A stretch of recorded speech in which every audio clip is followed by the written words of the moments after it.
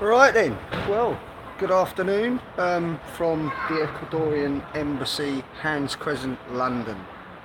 I'm down here with Kieran, as you can see. Kieran's chatting with a couple of members of the public, and I'm here basically because I want to find out if there's anything to this 11th of the 6th,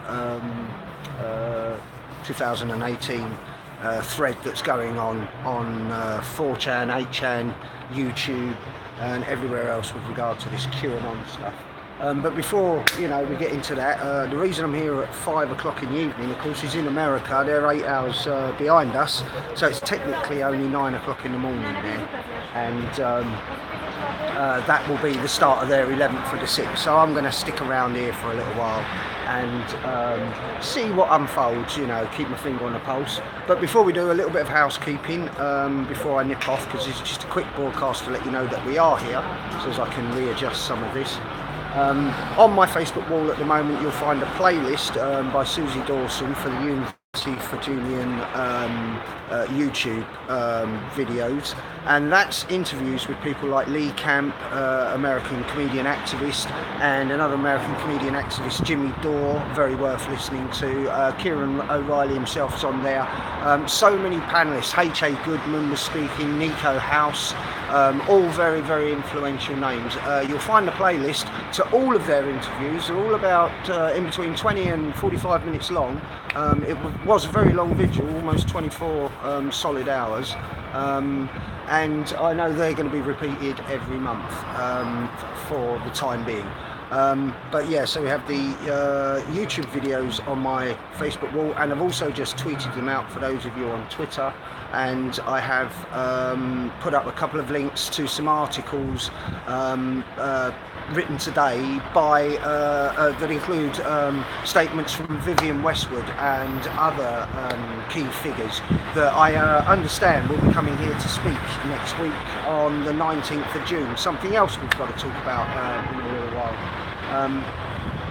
But just to let you know that all that stuff can be found on my wall today. You can have a good look through it while the live stream's not running, but I'm going to be here for a few hours. Kieran's about to disappear off. He's been here all day, bless him. I'm going to stick around for a few hours because I want to watch the news unfold in America and see if there is any truth to this rumour that something is happening with Julian Assange on the 11th of June.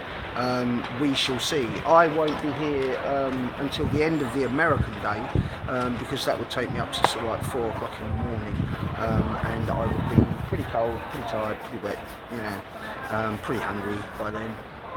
So I'm going to get as much squeezed in as I can in the next couple of hours. I expect to stick around for 4 hours. As I say, get yourselves up to speed on this, because we've got some important issues with regard to where Britain stands in all of this, and what exactly is our government playing at. I'm still having trouble getting my head around the fact that you've got this man, a recognised media journalist, and WikiLeaks is a recognised in this country media outlet, being completely and utterly suppressed in a building with no incommunicado. There's more to this than a tweet about the Catalonian president, and there has been some stirrings on the internet about something big happening on the 11th. And that Julian would be a hostage no more. This, of course, comes from Twitter, which isn't the most reliable of sources, but I have had a look at it, and it did warrant further investigation. So I have come down to spend the next few hours here to see if anything does break in America or even here that ties in with all the QAnon stuff. But if not, then we can put that to one side and concentrate very much on raising some awareness for Julian in there, because on the 19th of June there is going to be a bit of a rally here. There's going to be some live music played for him, being as he can't have any other form of fucking communication. Live music. There's going to be some keynote speakers. And there's going to be a day of awareness raising, because I can't quite, again, something else I can't quite get my head around is you've got a bona fide journalist in there who's completely held completely incommunicado at this time in a democratic country, and is basically like a mouse caught in a trap with regard to this not surrendering to police bail in this country. Epoxy excuse for keeping him inside when there is no trial, there is no court case, there is no investigation for him to be on bail for. The only reason he's in there is because it's a separate offence in this country, and failing to surrender itself is a criminal offence in itself. And it carries, I think it's about 2 months in a slammer or a hefty fine. But we have no guarantees that if Julian will come out and say, "Oh, I'll take it on the chin for the failing to surrender bail," as long as it stays within the level that it's supposed to be in. But we all know that it looks like there are plans afoot to move him across to America, rendition him as such, and then maybe end up in Gitmo, who knows. Or he might go over there and testify willingly and slam Hillary Clinton. But I'd seek assurances if I were you, Julian, before you come out of there. And I know it's tough in there. Quickly diving onto Julian's health. His health is deteriorating in there, and I did look up. It turns out that even human rights people in the United Nations say that 15 days solitary confinement, any longer than that, it does start to affect your mental capacity and your mental health. Well, it's almost 70 days now in there, and that is a concern. I've heard that Julian's eyesight is failing to the point where he can't see more than the distance. He's losing his eyesight from the distance of the length of the hall, because the length of the hall is the furthest he ever sees. And I understand he's got some teeth problems. Again, can't exactly get a dentist chair in there. It's not a very big room in that embassy, and in fact it's not a very big embassy. The embassy itself is the first floor there that you see right behind me, with the flag outside of it. The rest are all residential. The Colombians on that side. And incidentally, those watching this now, you'll be going, hang on, that's backwards. It's because I've got the screen on my phone facing me so I can see what I'm saying, and make sure I don't screw any of that up. So at this time, there's question marks in America. I've got lots of friends on my friend list that keep saying, Julian's in America, Julian's in the US, Marie, you're one of them, wag finger. Because I'm not convinced that Julian is in America. He may be. I'm not saying he isn't. But, why would his solicitors be going in the building to see him every week? Why would the Australian Commissioner turn up last week after being harangued and hounded by Chris Riley and the rest of the supporters, asking where is Australia on this? And it is a very good question. Where is Australia on this? Another one's dead quiet out there. I hear a lot of support coming out of New Zealand and across the rest of the world. But oddly enough, the support for Julian and what he's achieved and what he's trying to achieve in the UK, the support could be better.